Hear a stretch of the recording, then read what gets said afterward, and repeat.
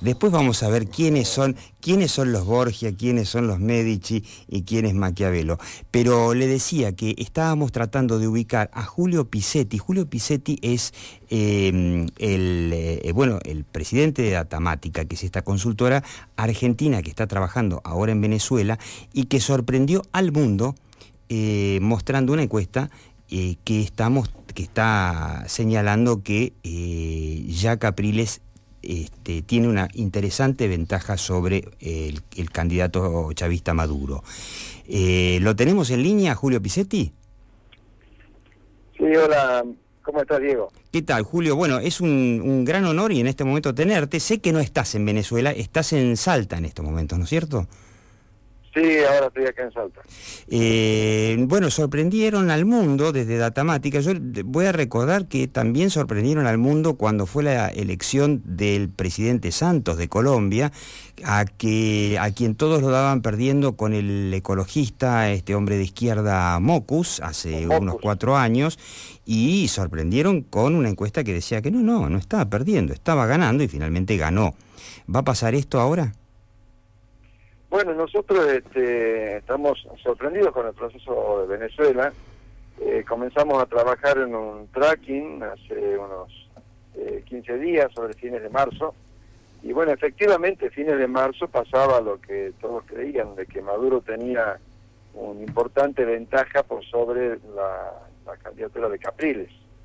Pero bueno, se fue desgastando la candidatura. Claro, recordemos que se hablaba de 20 puntos. Incluso le entrevistamos acá a Carmen Beatriz Fernández, otra de las consultoras que está trabajando para gente de la oposición en Venezuela, que admitía una distancia importante de 20 puntos. Sí, había una diferencia muy importante. Pero bueno, sucedió la semana pasada, cerca del día 5 de abril, que se cambió la tendencia. Capriles comenzó a crecer y a ponerse por encima de lo que es Maduro. Y bueno, en lo que vos comentabas, el día sábado hicimos una conferencia de prensa en Caracas, que simultáneamente el gobierno había organizado un congreso con encuestadores también, pero todos de Venezuela. Y bueno, un poco lo que sorprendió fue que en ese congreso todos los encuestadores anunciaron que ganaba Maduro, pero el tracking que estamos haciendo nosotros nos dice que va a ganar posiblemente el día domingo Capriles. Acá lo tenemos a un amigo común, que es Raúl Aragón, que me acompaña en el programa. Tiene una pregunta. Julio, ¿cómo estás? Buenos días, buenas noches. ¿Cómo te va? Un gusto saludarte.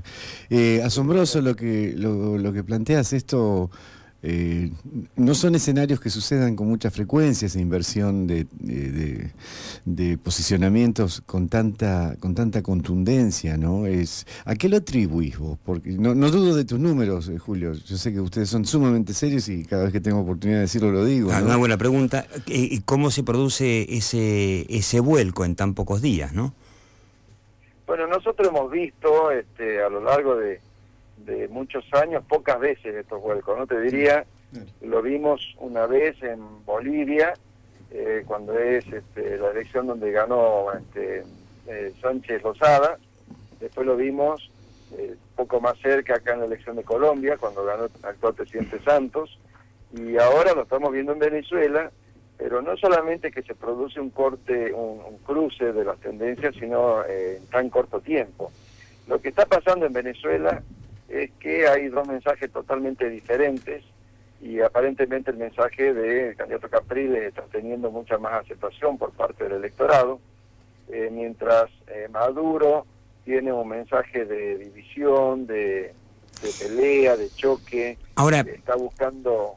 ¿Sí? Ahora, es el mismo mensaje de Chávez, ¿no? De división y de choque. Ahora, yo lo que me llamó la atención, por lo menos acá en Buenos Aires se comentó mucho en las radios, en los medios, algunas excentricidades de este hombre Maduro que llamaron la atención, como por ejemplo esta historia en el medio de la campaña que se le aparece un pajarito volando y le dice pío, pío, pío, pío, pío, yo soy Chávez, y le va dando instrucciones, ¿no? Y yo decía, ojo, capaz que esto es una estrategia de marketing electoral que funciona fantásticamente bien en el electorado venezolano. A mí me parece qué sé yo, que está un poco subestimando a los pobres venezolanos del tipo, ¿no? Te acoto algo, hoy apareció con el pajarito. Apareció con pajarito y todo. Sí, el pajarito existe, lo llevó, lo Yo mostró. siempre me pregunto, el pajarito, ¿por qué no tuitea? De paso le digo el Twitter, ¿no? El Twitter, acá no atendemos llamados telefónicos, atendemos por Twitter, @DiegoDilen. Julio, ¿vos te parece que este tipo de excentricidades de Maduro han sido fundamentales en esta reversión de tendencias? Bueno, es que justamente uno de los temas fue que él es prácticamente un imitador de Chávez, y el cambio de tendencia se produjo casualmente el mismo día que él salió con su historia del pajarito, ¿no? Entonces, te diría que eso fue algo fatal para él en términos de campaña, porque él se cree Chávez, pero no es Chávez. Y el electorado, que hasta ese momento veía prácticamente una reencarnación de Chávez en él, es como que ese día él corrió un velo y el electorado vio que efectivamente no era Chávez. Más bien... Paralelamente a eso, Capriles salió con un mensaje donde recordemos que Maduro está gobernando prácticamente desde diciembre, cuando ya Chávez fue operado. De forma ilegal prácticamente. Exactamente. Y Maduro salió con un mensaje, Capriles, donde indicaba que Maduro en 100 días destruyó lo que a Chávez le llevó 14 años construir. Es muy fuerte ese argumento. Como es muy diciendo, fuerte. Si quieren algo que continúe un poco a Chávez, votenme a mí y no al payaso este. ¿Respaldó con algo esa proposición? Es decir, lo destruyó porque explicó algo en qué consistía esa destrucción, señaló algún hecho, algunos cambios en las variables económicas o lo que sea. Sí, recordemos que bien pasadas las elecciones del año pasado hubo una devaluación muy importante en Venezuela. Claro, y ahora hubo otra devaluación, ¿no es cierto? Y hubo otra, y por otro lado no hubo por parte del Estado un reajuste de los sueldos, prácticamente se paró la obra pública.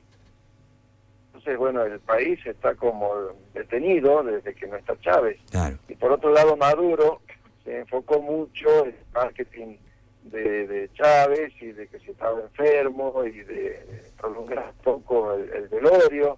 Entonces, en definitiva, Maduro tampoco se encargó de gobernar durante todo este tiempo. Claro, eso La sensación del pueblo venezolano es que el país se paró desde que murió Chávez, ¿no? Y las dos devaluaciones y toda esta decadencia económica muy rápida, ¿no? Entonces, hoy si uno mira un poco las redes sociales en Venezuela, ya puede ver una línea, te diría, chavista caprilista, ¿no?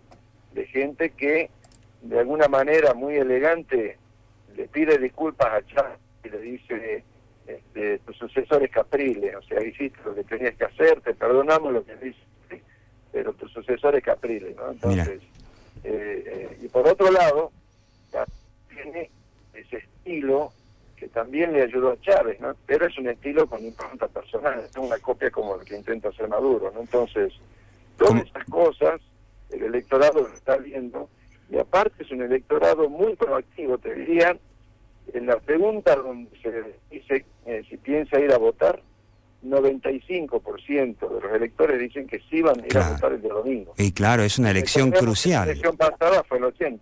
Claro, la elección de gobernadores que tuvo una participación baja y el chavismo ganó, digamos, caminando. Ahora,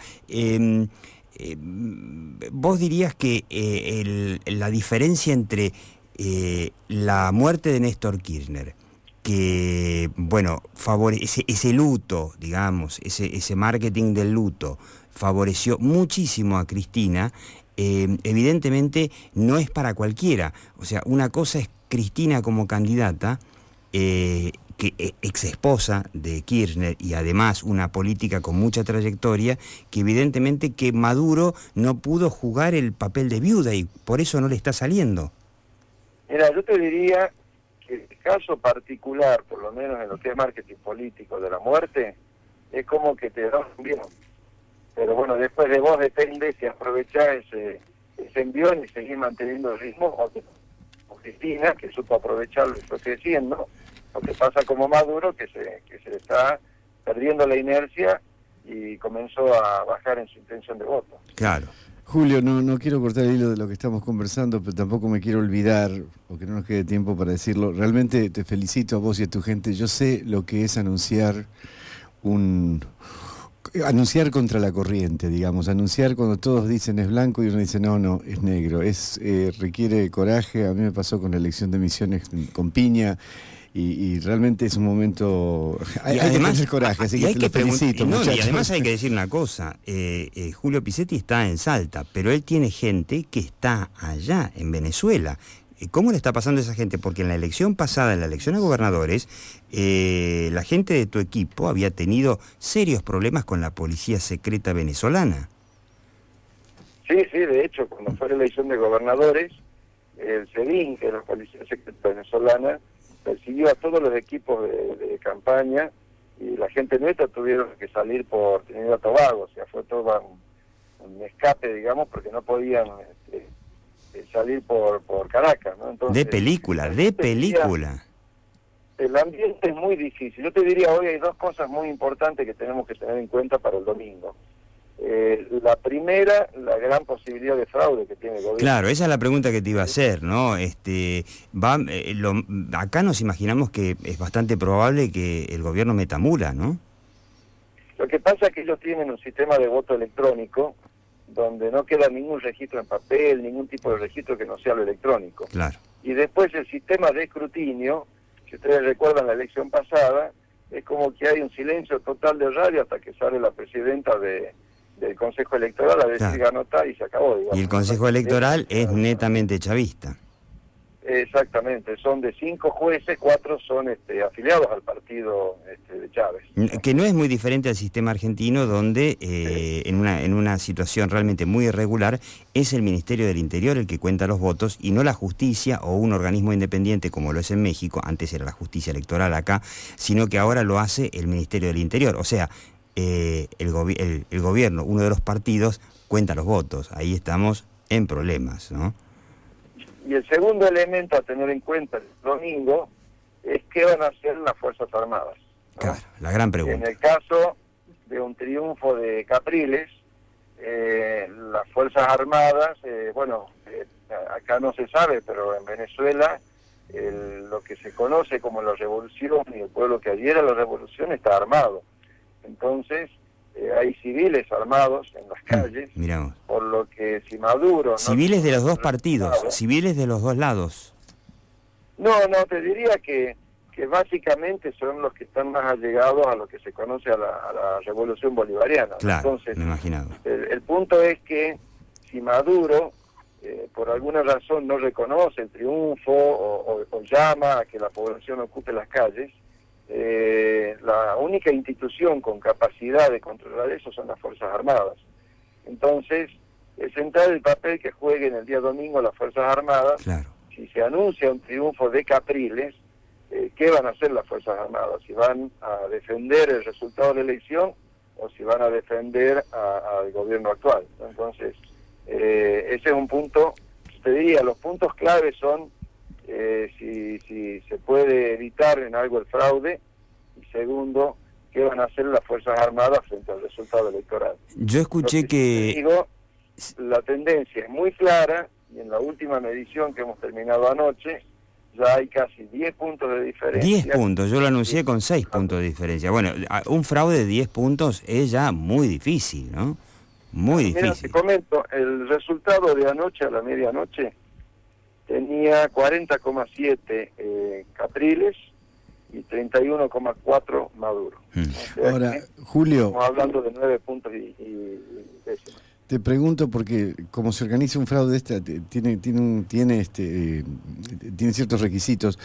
¿El resto de los encuestadores están dando los números al revés de estos que acabamos de Es una buena ¿cierto? pregunta la de Raúl. ¿Hay algún encuestador más que está coincidiendo o otro? Porque si son los únicos y el resto está diciendo que es al revés, eso instala el argumento para que después se legitime el dado al revés. Exactamente, por eso... No sé si me expliqué, pero... Raúl, Julio, por ese motivo el gobierno argentino financia yo te diría, la gran mayoría de los encuestadores que están dando vueltas. A mí no. Pero hay muchos otros colegas. Porque Sí, claro, porque sí. la legitimación del fraude son las encuestas, y si Claro. después hay 1, 2 o 3 nomás Que dicen contra lo contrario, 10, es que nos equivocamos. claro. Claro, sí, sí. ¿Qué está pasando allá? ¿Cuántas encuestadoras hay trabajando, publicando encuestas, Bueno, digamos?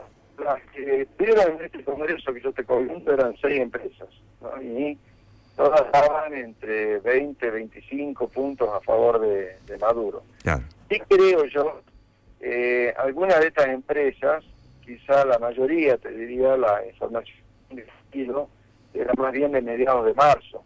O sea que posiblemente hayan tenido esas diferencias. El tema es que yo te estoy hablando que los números nuestros son del 5 de abril del cambio. Claro, son de anoche. La diferencia son estos 10 puntos son de anoche, ¿no? Claro. Entonces, si yo tuviese los mismos datos que ellos de hace un mes atrás, probablemente tendría esa misma diferencia que ellos están diciendo. Claro, ¿no? y recordemos también que en Argentina pasó algo parecido en el 2009, cuando en la provincia de Buenos Aires de Narváez le ganó a Néstor Kirchner, que la gran mayoría de los encuestadores estaba dando el resultado a la inversa, que ganaba Néstor Kirchner, incluso alguna encuestadora, que es Doris Capurro, el CEOP, Artemio López, para nombrar los más oficialistas, estaban dando que Néstor le ganaba a de Narváez. 15 días antes estaban dando que le sacaba 10 puntos. Sí. Y finalmente de Narváez le ganó, dicen, por 2, 3 puntitos, porque pararon de contar, porque en realidad la diferencia era de más de 5. Bueno, ese es el problema cuando dejas de medir con mucha anticipación y tenés un proceso tan dinámico como esto que estamos asistiendo acá, ¿no?